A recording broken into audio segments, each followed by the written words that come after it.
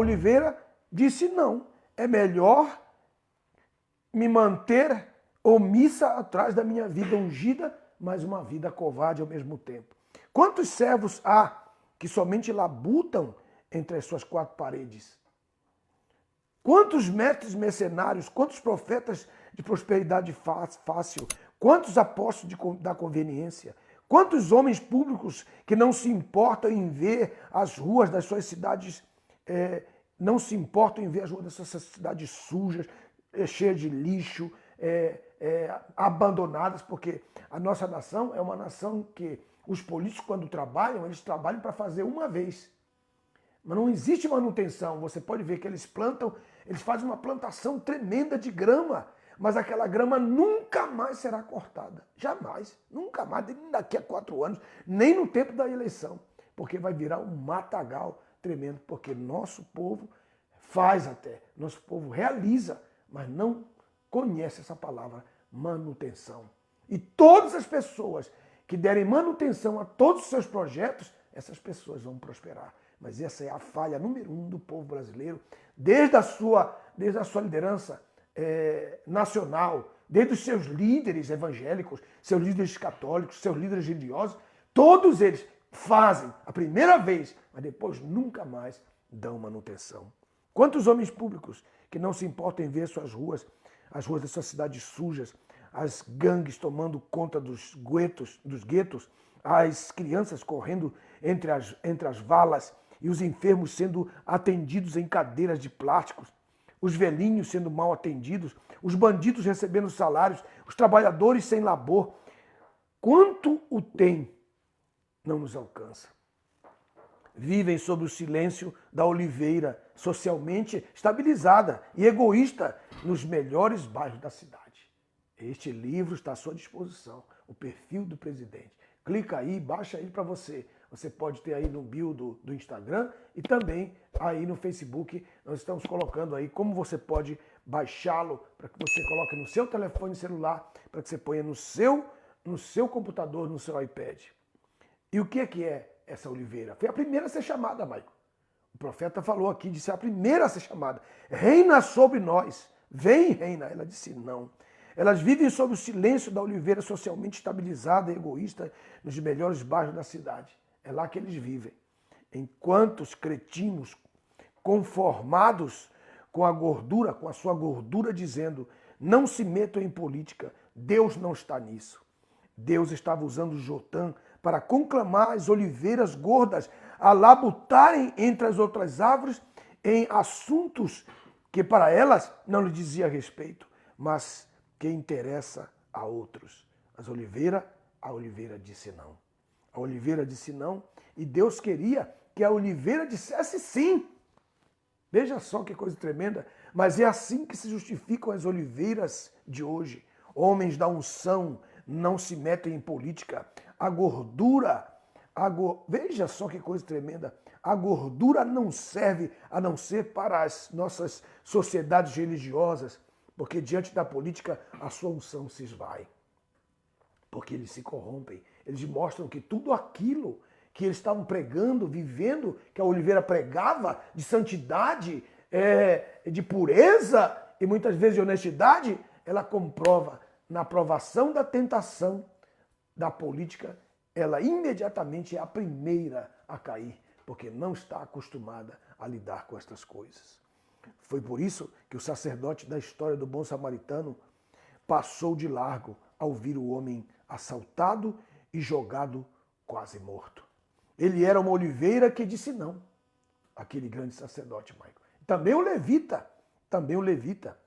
Ele passou o dia cuidando dos elementos do templo, inclusive dos loges de azeite, das libações de vinho, mas pregava que não era certo andar com azeite pelas ruas a fim de curar os feridos, a fim de atar os moribundos na vida da cidade. Para nossa surpresa, o samaritano, sem ter tradição de estocar azeite, levava na sua bolsa o óleo da consolação para levantar um moribundo que tinha caído nas mãos de um espinheiro bandido, mas ele não era sacerdote. Oramos para que essas oliveiras de hoje possam dizer sim e que nós também possamos dizer sim para as oliveiras que querem dizer sim. Porque se nós não dissermos sim para as oliveiras que nós conhecemos que querem dizer sim, então nós vamos continuar com os espinheiros reinando sobre nós. E o verso 9 conclui dizendo: mas a oliveira respondeu-lhes: devo acaso deixar minha gordura, sabendo que por mim são honrados Deus e o homem? Para ir labutar, para ir dirigir, para ir mudar, para ir sanear, para distribuir, para abençoar sobre as árvores, sobre as pessoas, sobre as necessidades. Depois a segunda, ela é a figueira que está no verso 10 e no verso 11. Michael, o verso 10 e o verso 11, que diz assim: e as árvores disseram à figueira, já que a oliveira não quer, vem tu e reina sobre nós.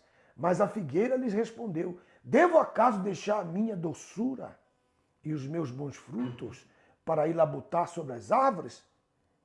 Veja só que coisa tremenda. E então as árvores disseram à figueira. Então a primeira é a oliveira que disse não, depois é a figueira no verso 10 e o verso 11. Os homens da doçura e donos, olha só, da fertilidade de suas sementes, isto é, os evangelistas do bem, foram convidados. Eles conhecem a verdade, estudaram em grandes escolas, mas nada sabem sobre sociologia, pois se afastam dos publicanos, detestam os desviados, os drogados, as prostitutas, os homossexuais, os meninos de rua, os refugiados, os indoutos, os sujos. Os assuntos sociais não lhes dizem nada. Hospitais sem leitos, ruas sem higiene, centro de saúde sem a mínima condição de uso, não lhes quer dizer nada, nada a esses evangelistas, pois oram pelos enfermos, pregam, constroem templos, mas não dão comida à boca daquele que necessita. Eles têm um grupo especial, eles são a figueira. Os que creem no que dizem e no que eles ditam, mas não têm nenhum interesse na necessidade do povo. Aí você não vê nada. Por isso você vê os seus templos estão lá no meio do que é flagelo. Eles estão no meio dos vales, mas eles não conseguem transformar aquele lugar. Nem a rua sequer eles conseguem limpar. Nem os lixos que estão bem em frente aos seus templos eles conseguem tirar. Os espíritas fazem mais que estas videiras denominacionais quanto à assistência social. Eles dão pão, roupa e habitação. Não toca o coração dessas videiras necessidade dos outros, desde que o adubo delas esteja garantido para elas. As figueiras não querem reinar, pois estão ocupadas na obra, entre aspas. Elas representam os propagadores na sua doce oratória, na multiplicidade das suas campanhas. Eles andam uma milha, dão alimento espiritual, mas a segunda milha social, as videiras não se interessam, nem na fome real dos seus ouvintes, mas eles, no fundo, conhecem que Jesus saciava ambas as fomes, ambas fomes. As figueiras se conformam em pregar boas novas aos homens de barriga vazia e corações cheios de fé, onde o amor que vendem não tem nenhuma obra, e acabam matando a única coisa que os seus ouvintes inocentes ainda têm, que é a sua fé. A figueira temia perder a sua doçura com aqueles corações amargos e se justificava. Oramos para que as nossas videiras digam sim. A terceira a ser convidado, o terceiro grupo a ser convidado é o grupo da videira, Michael, que vai do versículo 12 até o 13. Olha só que coisa tremenda, que é as desculpas da videira. Então as árvores disseram à videira, que produz a uva, reina sobre nós. Mas a videira lhe replicou: devo acaso deixar o meu vinho, que alegra a Deus e aos homens, para ir labutar entre as outras árvores?